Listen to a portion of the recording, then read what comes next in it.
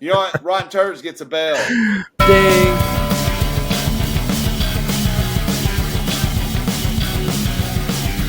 Welcome, guys, to another episode of Rotten and the Freeman Show. Mr. Rotten, man, how are you doing? Fantastico, man. How are you?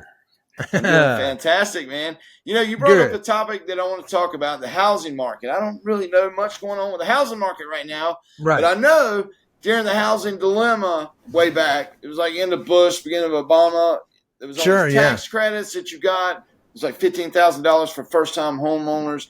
And we went from rental to owning a home. So we went from like $1,200 rent to a $700 mortgage for a lot bigger house. Oof. And, you know, my parents always told me, said, you're just throwing that money away there, sonny. So you need to buy a house and stop throwing it away, giving it to the renters.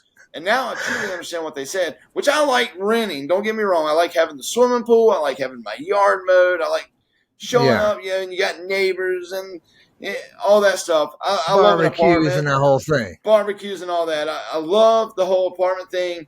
But I do love owning my own home. But there's a housing crisis going on right now. Can you fill me in on the details, Rodden? If I am renewing, my rent will go up to $5,481. $5,481 for an 810 square foot apartment, 1 bedroom that is completely surrounded by construction.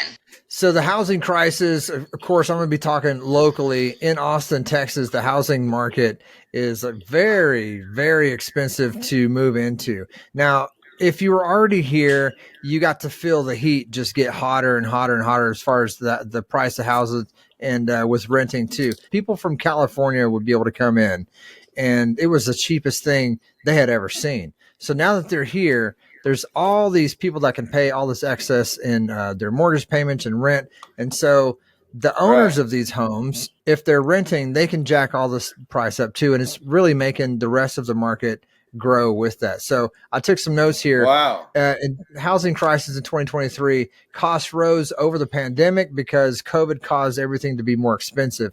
Is it related to COVID? I don't know, and I don't know if there's any records that can actually prove that out, but the median cost of a home is $388,000. Texas tea, man. Well, you guys are all billionaire tycoons, right, in Austin? Yeah, we're supposed to be, and the media makes sure the rest of the world thinks that. But that's a lot of money, dude. You know, like it is a lot of money. So the people that are living here now, like me, I've chose not to purchase a home. We chose to rent a home because we don't think we're going to live here forever. And I don't want to buy a house for 3-4 years and then throw the whole thing away and not be able to resell it. Because the cost of housing has rose so much, we might be able to get a little bit of that money back, but we're choosing to move out of state. Full disclosure, we're probably going to move to Colorado where we went on vacation. We'll talk about it in another show.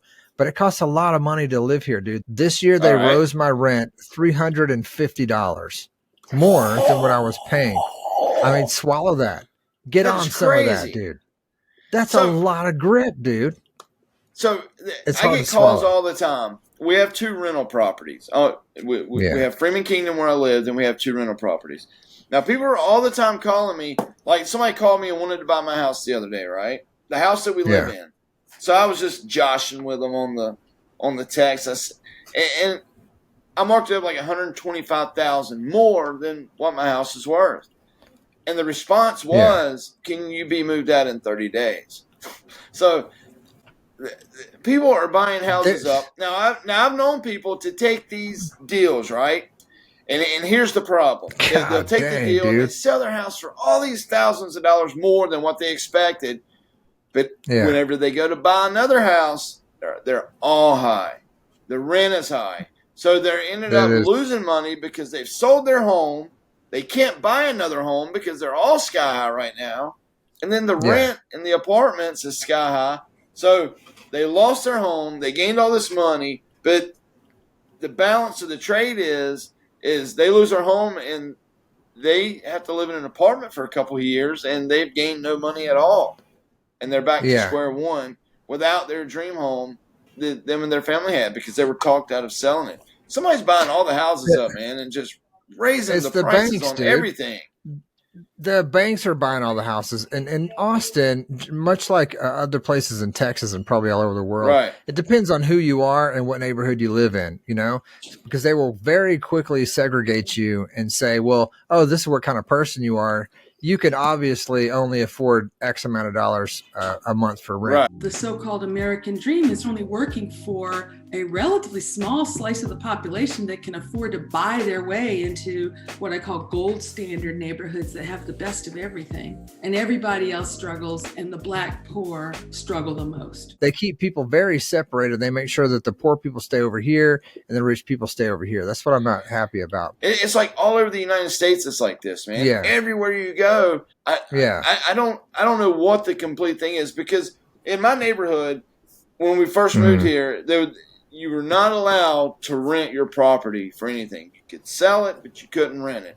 But something changed with the HOA in the meantime, and somebody's been coming in, buying up all the houses and having them as rental houses. Dude. Now, I have no problems with renters, but sometimes we live in a nice neighborhood and the rent is high. Yeah. Not just anybody can move in here, but a lot of people that I know that live in neighborhoods, their houses went from Bruce and Linda live next door. They're building a family too, to you got neighbors for a month, and then it's somebody else, and then it's somebody else, and then somebody else.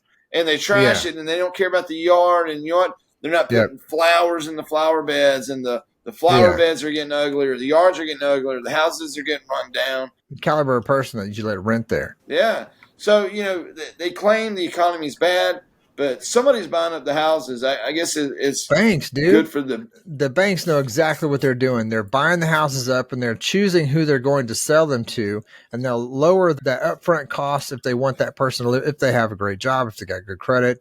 Now, these other people that have great things going for them, they're not allowed to move into these neighborhoods because the banks don't want them to. And I've seen it a million times, especially here in Texas. So take my word for it. You live in a $150,000 home. Somebody buys your house for $225,000, so you gain $75,000 on it.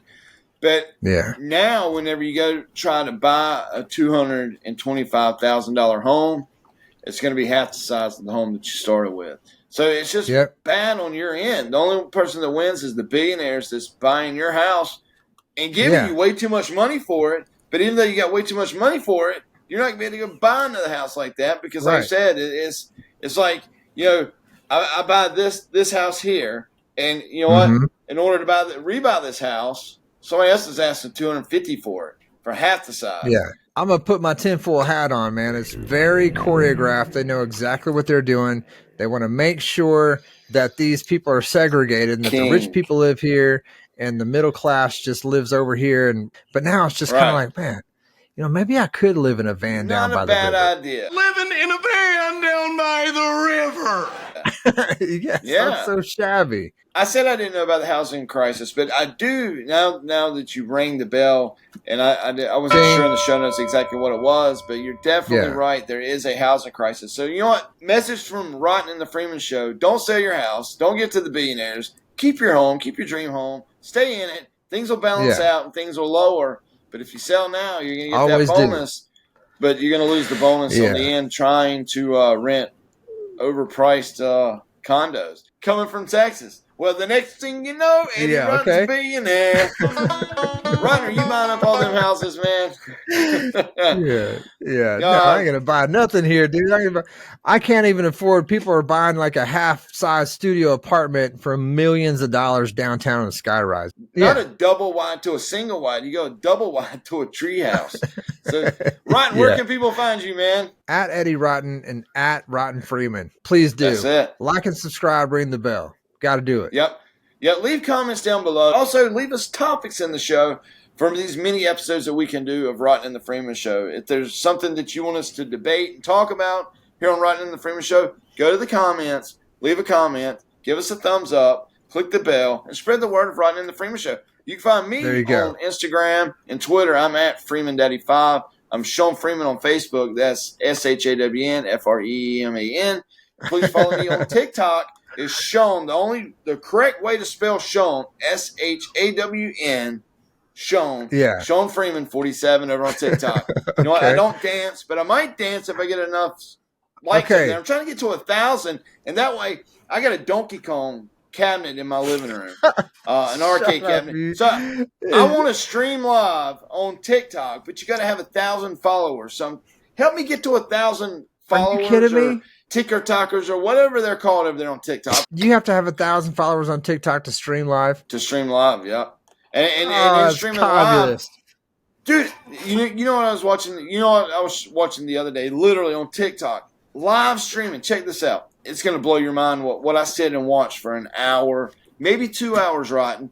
But they had these flat irons, like cramping irons, you know, that you flatten your hair with. You put on, you pull it. Well, they were taking one popcorn kernel, putting it in the hot iron, and they were accepting super chats, and people were donating like $100, $50, but there was like 15,000 people watching these kernels, and they're like, "It's about to pop, it's about to pop, don't go away, the height's here, it's gonna pop," and all of a sudden it'd be like pop, and then they would throw it down, and they'd be like, "We're gonna put another one in here." And I sat and watched him pop one kernel at a time, popcorn. Another thing that I get addicted to on TikTok. And, I want to stream live so bad, but they will take an egg, and there's a way that they crack an egg, and they will peel a raw egg, the complete shell off of it, because there's like this skin on the thing. But they'll sit there with tweezers, and they'll peel a raw egg. You know, the egg would bust everywhere if they opened it, but they get just enough crack in it. They tap. Are you kidding me? Right there, and then they sit there and they peel a raw egg, and then it looks like a skin's on there. What's the endorphin release there? Is it just interesting to watch, like Dr. Pimple Popper? Like, what is it? I don't know how to explain it. I watch it for 45 minutes, Rotten, and they're peeling an egg, and then they poke a hole in it, and egg goes everywhere. God. And they ruin the whole thing. Yeah. I really want to live TikTok. So go over to TikTok. Sean Freeman, 47 on TikTok. I want to stream live. I'm going to beg people. I've got almost 10,000 followers on Twitter. I've got, the other show that is 20,000. We got 5,000 for Writing in the Freeman Show on Twitter. But go to TikTok. Help Freeman out. Okay. But Writing in the Freeman Show, we love you guys. Leave comments in there. Thank you. We love you. Spread the word. Writing in the Freeman Show. Good night, Rutgers. See you guys.